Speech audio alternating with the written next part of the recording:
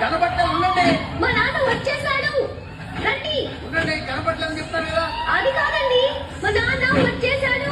కూతురు అని చెప్పారు కదా, ఉండండి. అయ్యో, మా నాన్న వచ్చేసాడు. వచ్చేసాడా?